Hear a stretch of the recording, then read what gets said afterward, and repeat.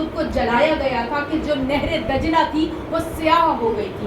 تو اس لیے بدقسمتی ہے کہ ہمارے پاس مولا کی وہ جو اصل فضائل تھے کہ میرے مولا فضائل و کمالات کا کیا مجموعہ تھا, وہ فضائل ہم تک پہنچے ہی نہیں ہیں. بس کہتے ہیں ایک جنگ تھی, جنگ سکاسک, جس سے واپس میرے خیال میں یہ بھی جنگ شاید آپ نے نہیں سنی ہوگی. جنگ سکاسک سے میرے مولا واپس آ رہے تھے کائنات کے رسول, اور ایک مقام پر پہنچے کہ جہاں پر آپ پر پانی کا ذخیرہ ختم ہو گیا. جتنی بھی افواج تھی میرے مولا کی سب پیاسی تھی. اس نے میرے مولا کی ہمراہ مولا کائنات موجود نہیں تھے, وہ کسی کام سے کسی اور مقام پر رک گئے تھے. کہتے ہیں جب آپ اس مقام پر پہنچے کہ جس مقام کو بیر العلم کہا جاتا ہے, تو تمام افواج آپ کی پیاسی, پانی کا ذخیرہ ختم ہو گیا. یہاں پر ایک کنواں تھا, ایک ہی کنواں تھا کہ جن پر جنات کا قبضہ ہوا کرتا تھا. اور یہاں کے لوگوں نے رسول خدا سے بہت دفعہ شکایت کی تھی کہ یا رسول اللہ ہمارے پاس اس جگہ پر اس مقام پر پانی کا ذخیرہ نہیں ہے, ایک ہی پانی کا کنواں ہے کہ جس پر جنات کا قبضہ تھا. اب کہتے ہیں کہ تمام افواج جاں بلب کی پیاس سے کائنات کے رسول نے اپنے اصحاب سے کہا کہ تم میں سے کون ہے کہ جو پانی لے کر آئے گا ان جنات سے. کہتے کوئی نہیں کھڑا ہوا. رسول خدا نے دوسری مرتبہ کہا کہ تم میں سے کون ہے جو اس کنویں سے پانی لے کر آئے گا, اور جو بھی لے کر آئے گا میں اسے جنت کی بشارت دیتا ہوں. اب دیکھیے رسول کا یہ کہنا کہ میں اسے جنت کی بشارت دیتا ہوں, اس بات کی واضح دلیل ہے کہ جو بھی جائے گا وہ زندہ واپس نہیں آئے گا.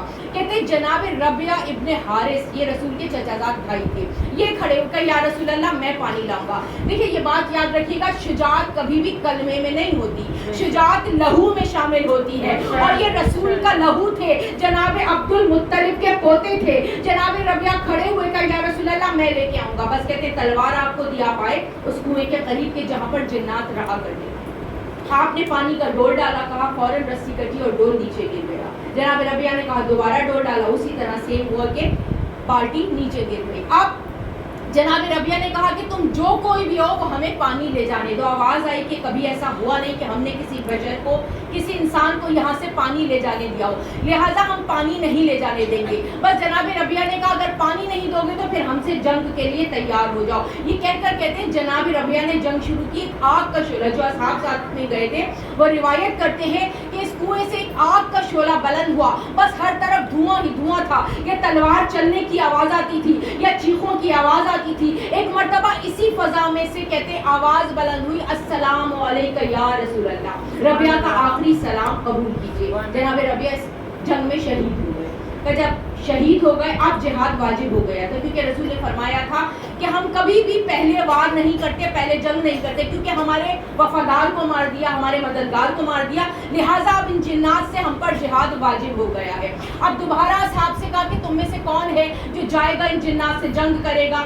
صحابہ نے ہاتھوں کو جوڑ لیا کہ یا رسول اللہ وہ قوم جو نظر ہی نہیں آتی ہم اس سے بھلا کیسے جنگ کر سکتے ہیں. تو ایک لمحے کے لیے رسول نے دل میں تو یہ سوچا ہوگا کہ جو قوم نظر آتی ہے تم ان سے کون سا جنگ کر لیا کرتے ہو کہ جو نہ نظر آنے والی مخلوق سے تم جنگ کرو گے. کہتے ابھی آواز استغاثہ رسول بلند کر رہے تھے کہ مولا کائنات علی ابن ابی طالب تشریف لائے.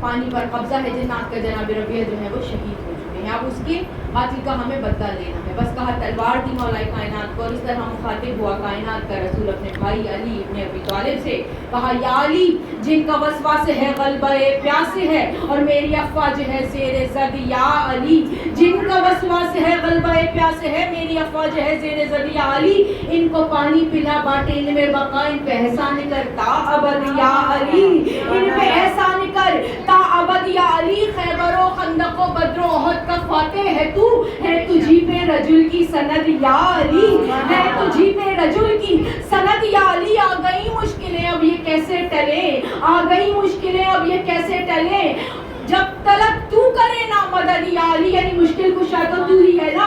کہا آ گئی مشکلیں اب یہ کیسے ٹلے, جب تلک تو کرے نا مدد, یا علی اور جا کے جنات سے اپنا حق چھین لے تاکہ ظاہر ہو حق کا ولی کون ہے, جا کے جنات سے اپنا حق چھین لے تاکہ ظاہر ہو حق کا ولی کون ہے، اور میرے اصحاب کو جو دکھائی نہ دے ان سے لڑکے بتا دے علی کون ہے.